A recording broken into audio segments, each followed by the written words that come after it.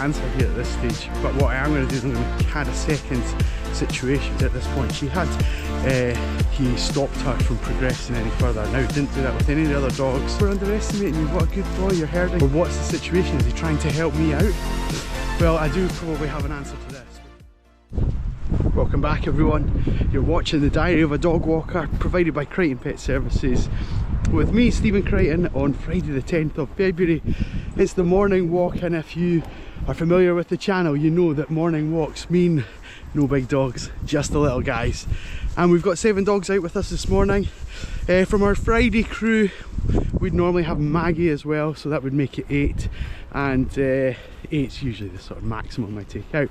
But yeah, no Maggie today, she's off on a holiday for the weekend, which is nice. So we've got 7 of the usual Friday crew. I'll show you them and the things that we get up to as we go around in a few moments.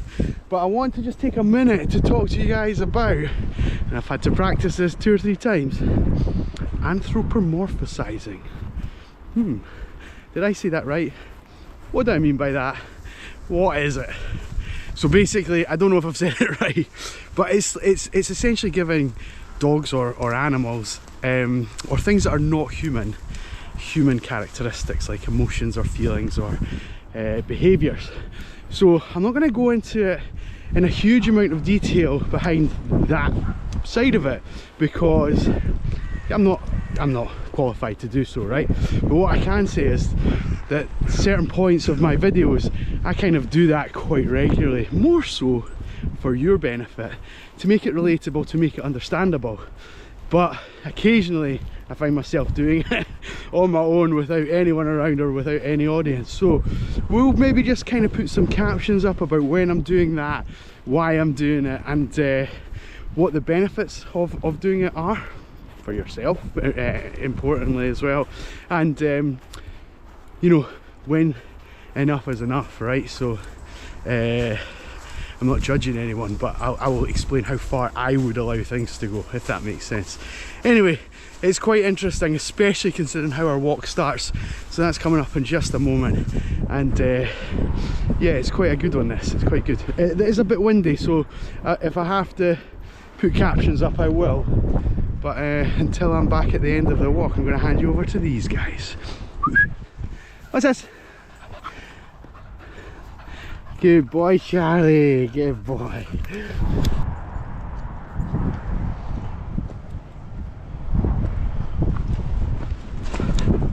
Oh, wait, get up.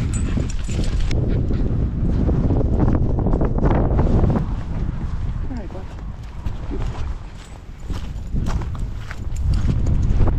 Charlie, that's it.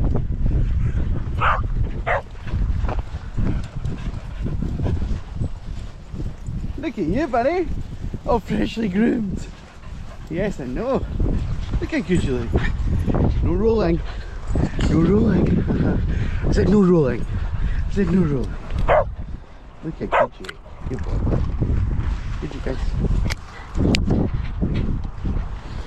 Thank you. Look at you. Where is Ruby? Should we go back for her? You are a clever boy.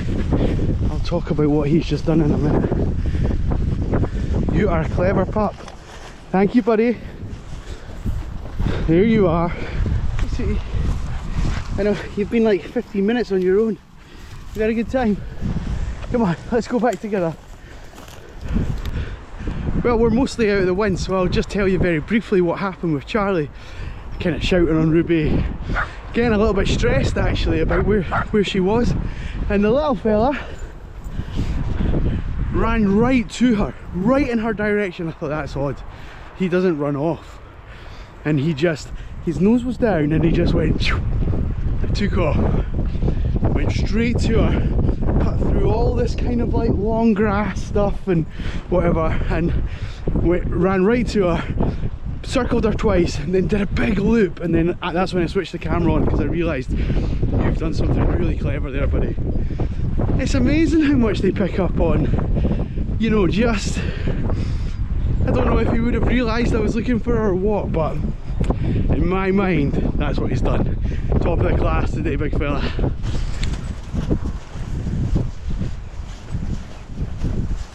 Go on, Charlie. How are you, buddy? How are you?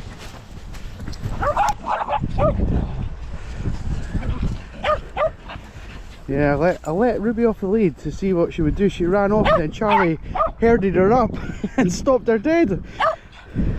That's fascinating behaviour. Charlie, good boy, buddy. Are we underestimating you? Are we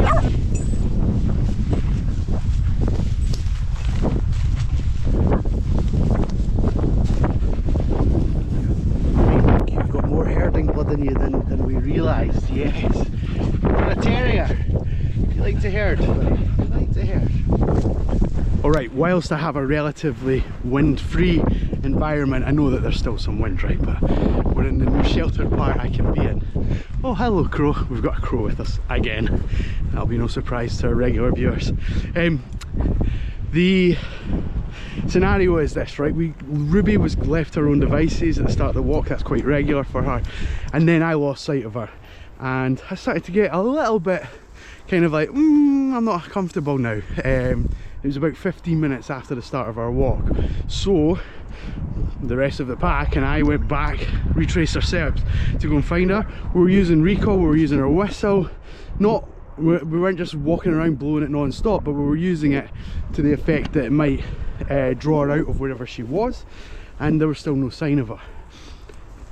In the end, I could watch what Charlie was doing, and I was watching the rest of the packs rather, and I saw something that Charlie was doing, and that was his nose was down and he was kind of snaking around on the ground. Then he sort of, body language changed entirely. He shot up and shot up after, straight ahead, after what turned out to be Ruby. Okay, so the anthropomorphic side of this situation is that I've then kind of related that, made it into a little story for my own mind to say Charlie found Ruby. Now the reality is Charlie could have been chasing a squirrel or a scent from a dog in heat, and that could be the same scent that Ruby's been on. So they've just by coincidence ended up in the same place. You know, it's no surprise that two dogs are smelling after the same thing, and it's interesting to them. But in my mind, and to you guys, I've explained that, yep, Charlie has definitely found Ruby for us. What a good boy. So, what sits more comfortably with you? That he did find Ruby, or that he didn't? And I'm going to leave it there for you to ponder. I'll show you some more of the dogs. But that's a real interesting question in my opinion, and yeah, let me know in the comments, but there'll be more of me and more of this as we go through. Stay with us. Good boy, Charlie. What are you going to find next?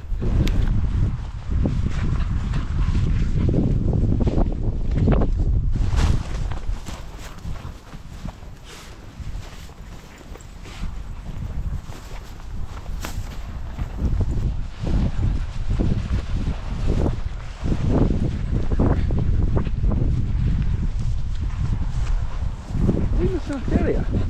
Oh yeah, you're fine. Best. Thanks, buddy. Good.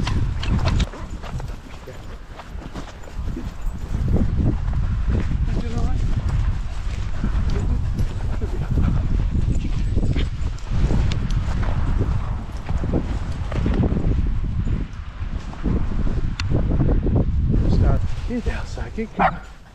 Oh, what is it, Ted? Ted, what is it? There's someone about.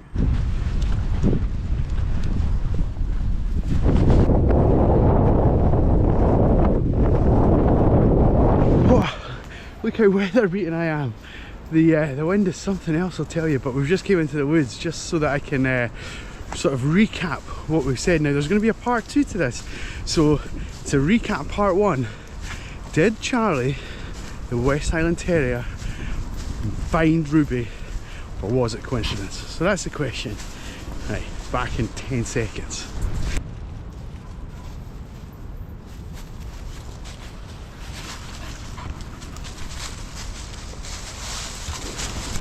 Right, I'm not gonna express a right answer here at this stage, but what I am going to do is I'm going to pose a second element to it. So whether it was coincidence or whether he found her in the first instance, we had a second situation. So I had Ruby on the lead, all the dogs were walking well with me, and I thought, I wonder what will happen if I let Ruby off the lead here at this point. She was focused on something, she was quite excited to get back off the lead, so I gave her the opportunity to do so. And in that time, Charlie herded her. He stopped her from progressing any further. Now, he didn't do that with any of the other dogs. He's not done that with any of the other dogs previously. And I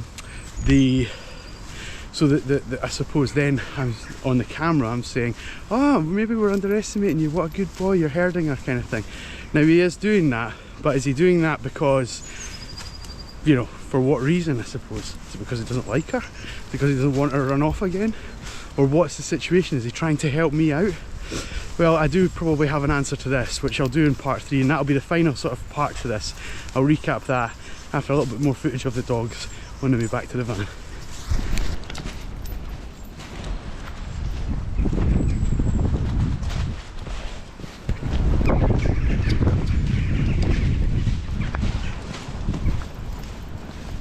We're going to take the high road, guys.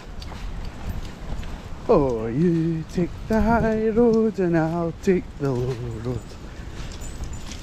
And I'll be back at the van before you. Okay, so the question posed in part 2 was, is Charlie herding Ruby to help me? Is it something that he's done once already in the day and he's trying to help me a second time? Or is it, again, coincidence? Well, this time I think there's a couple of things going on. There's one thing, his instinct is probably to chase fast moving objects, which I am well aware of with Charlie. Anything that moves fast, runners, cyclists, other dogs, if they come from behind, which Ruby did, he will immediately switch into, oh, I'm running. And then as soon as he ran side by side with Ruby, her hackles went up. You'll see that in the video if you look back. Her hackles are standing up like dinosaur spines on the back of her head, back of her neck rather. And so he's probably taken that as a sign of aggression and confrontation, and he stopped her. And he's, you know, to anthropomorphise this situation, he's probably said, all right, you're unhappy, I'm now unhappy, let's see where this goes. And and he's just stood his ground, basically. He stood his ground, and eventually it's diffused as I've came over and said, oh buddy, what a great, you're so clever, well done. And I've attached that human, those human attributes to the situation I've just seen unfold. So I don't think that he's done that to help me on either occasions, if I'm being perfectly honest. I think it would be lovely if he was that well trained and could go and seek, and perhaps there's an element of skill involved in that, but I think mostly it's luck, if I'm being perfectly honest with you, which is a little bit heartbreaking for the narrative, but there's no harm in it. No one got upset, no one got injured, nothing wrong happened. The difficulty is that if you take that and apply it to every part of the dog's life, that's when things can go sour. These guys get treated like dogs, but you guys get spoken to like humans, and sometimes I have to blend the two to make the narrative work. But absolutely, we are different animals, and I hope that kind of at least draws out some talking points in the comments. I'd love to hear what you guys think about what we've seen today. No, Alfie, you going up, buddy? Up.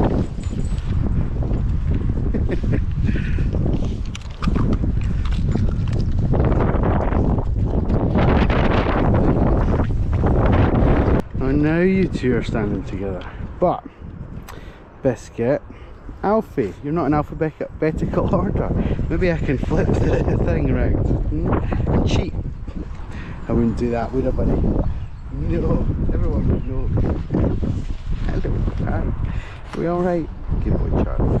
He's been a good boy. He's been a good boy. Good boy. Good girl, I see ya.